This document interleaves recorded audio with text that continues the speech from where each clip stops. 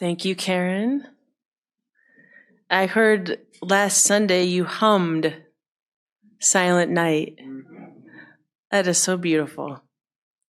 Keep the music going however we can, right? I invite you to join me now in taking some deeper breaths, allowing ourselves to tune in to deeper things, arriving as fully as we are able, letting go of our lists, even for just a time. And I invite you to join me in this prayer from Psalm 19. God, may the words of my mouth and the meditations of all our hearts be acceptable in your sight, our rock and our Redeemer. Amen. For weeks and then months and then now years, and still I've found myself starting a sentence the same way when this goes back to how it was. And then at some point I realized that certain things were just going to be how they are, and that trying to live as if what was going to be was not a good use of energy. Are you with me on this? I thought the pandemic would be something we could eventually declare done. And yet, while it has changed forms, it isn't a public health emergency in the same way. It still impacted our holiday. It's still creating carnage. It's the thing that just won't go away, literally. And also its presence in terms of what it has changed won't go away. And I suspect this will be with us for the rest of our lives at some level. As I've shared in other places, I feel both stronger and softer somehow after these years. Maybe that comes with surviving and being willing to grow instead of shrink. I've been reading a lot about how to come through things, and I came across this work from Alice Scannell, who was an Episcopal priest, and she died in 2019, and she wrote of radical resilience. And we think of resilience as the ability to sort of endure and get through and be okay on the other side. And she wrote of it as being able to recover and not just pick up where we left off, but live with the permanent changes. And that really felt true to me. Radical resilience isn't about picking up where we left off. A lot has been written about how Americans as a whole are meaner and less patient, and I've mentioned here all kinds of things about how the FAA has changed their rules in response to our meanness, and in my experience, this is proven to be true. But also, what is also true is this idea of radical resilience, living with a heightened sense of gratitude.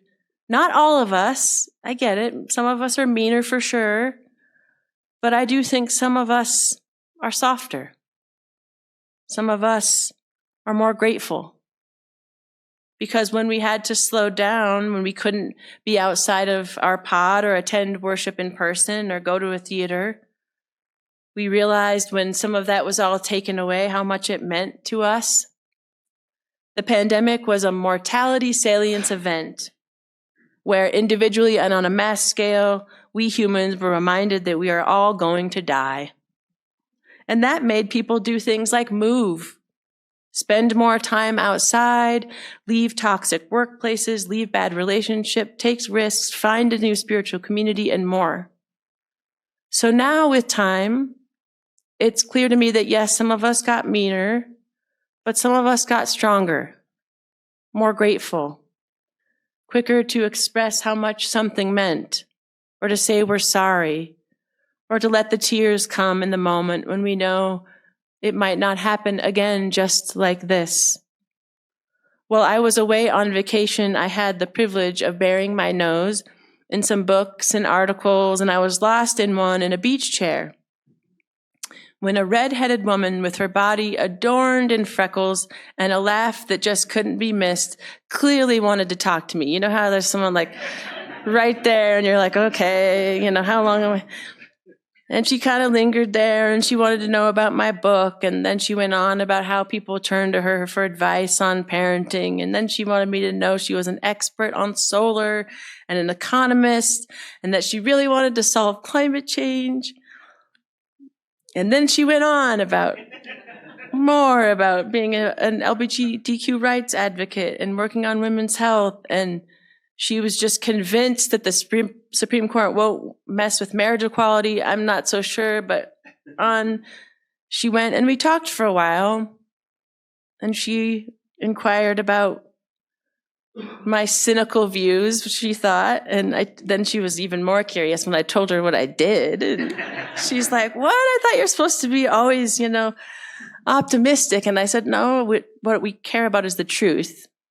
The truth is what sets us free. And she bought an Airstream trailer in the pandemic because she was undergoing chemotherapy and couldn't be around anyone. And as she recounted all of this, her 20-something daughter, Luna, was right by her side and joyfully added commentary to her mom's musing. And toward the end of our encounter, her energy shifted and she became slightly less intense. And she raised her glasses so she could look directly in my eyes. And she said, thank you for giving your tax dollars to my health care. It was $46,000 for each cancer treatment. She didn't share how many she had. I didn't really feel like I could say you're welcome. So I said something about how glad I was she was alive. And I was thinking as I left kind of the noise of the scene that in some ways the pandemic was a big epiphany, a collective big epiphany manifesting different for each of us, but putting us on another road entirely, one that we didn't really choose exactly, although we've had some agency along the way. And our tradition, as you know, today is epiphany, in the Greek word, epiphaneia, to appear, to be made manifest. And as you know, the word is used to describe like scientific breakthroughs and discoveries, insights. But the idea is it puts you on a new way of being and thinking, on a new road.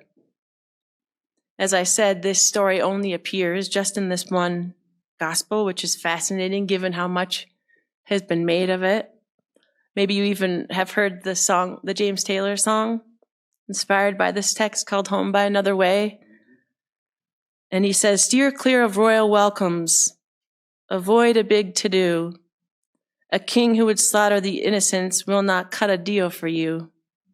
He really, really wants those presents. He'll comb your camel's fur until his boy's annoyance they've found trace amounts of your frankincense, gold, and myrrh. Time to go home by another way. Home by another way. You have to figure the gods saying, play the odds, and go home by another way. We can make it another way, safe home as they used to say. Keep a weather eye to the chart on high and go home another way.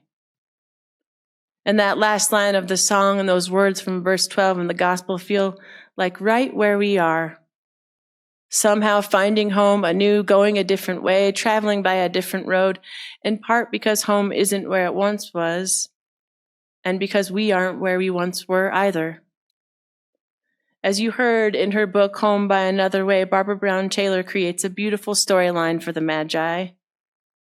And she writes that they are called out and find themselves away from everything they knew how to manage and survive, out from under the reputations they had built for themselves. And I think that is what is true for us now, too. We are radically resilient, living with a heightened sense of gratitude, which changes what we seek and how we show up. Tomorrow, it will be 5 years of shared ministry together, and we have endured a lot over that time. There was a period where I wasn't sure I would make it, but I give thanks to God and to the stars for you who are willing to keep going and take this other road. And here we are. It's clear that part of what this Epiphany story has to offer us is the reminder of what is possible when we are willing to keep going, even when we find we are far from everything we knew how to manage, knowing there is light on this road, and I am grateful to be finding it with you. And what a gift that we are living it together into this new way, traveling this other road, even in worship, daring to practice what we believe, which is the call for each of us to tune in to the greater wisdom within us and among us, knowing each of us arrives from different places and perspectives. So now we are going to practice that, reflecting together as you're moved, taking turns listening and sharing. And we're going to have 2 minutes. How have you been changed in this time? How do you find yourself going home by another road somehow? And if you are new to this, just a reminder that it is our practice to move only to share only as we're moved. And if we're just in a spirit of listening, that's fine too. And I'll bring us back with the chime.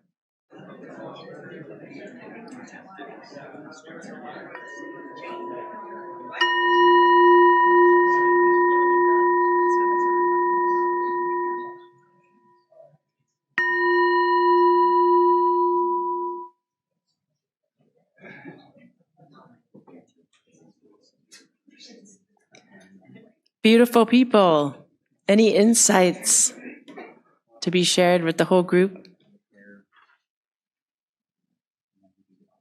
Just the different roads that we've taken, and some of those have been not driven by the pandemic, but by other forces. The pandemic just happened to be kind of a minor annoyance to all the other stuff that was going on in each of our lives at the time. Life often has a way of compelling us onto other roads, doesn't it? Yeah, for sure. Anything else? Yeah, John. We talked a little bit about the importance of optimism when one starts out on another way home. Being hopeful that you'll find what you need to find, absolutely. And I find with that frame, I see more. I'm more likely to see the good things when I have that frame. Anything else? Yeah. All the helpers along the road. And earlier in the 9 o'clock, we noted tradition makes them into 3 people because there's 3 gifts. But maybe it was a whole big group. Maybe there were tons of helpers along the way. Who knows? Anybody else? All right. Our collective epiphany has reminded us for sure to savor this life.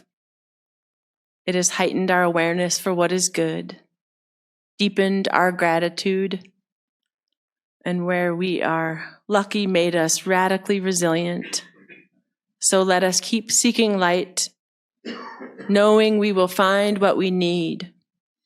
What a gift to being journeying together, even by another road. May it be so. Amen. Greetings to you wherever you are watching this. For those of you whom I have yet to meet in person, I'm Reverend Nicola Marsh, pastor here at Community UCC. And we see that people like you are watching our live stream each week. And because of this, we are excited to be embarking upon an experiment. And we need you. If you are engaging with us regularly, finding meaning in what we are about, we would like to extend a special invitation for you to be among the first CUCC digital disciples. For signing up for just $10 a month, you will receive a t-shirt with the new CUCC logo. And we are also exploring the idea of offering other content to those of you who are part of this new and growing area of digital ministry. Sign up to support us in this new way at cuccboulder.org/support by clicking on the yellow donate tab and noting you are a digital disciple in the instructions. Or as always, we welcome an old-fashioned check mailed to us at CUCC, P.O. Box 3646, Boulder, Colorado 80307. Thank you for being and building beloved community with us, and thank you for your gift, whatever it might be.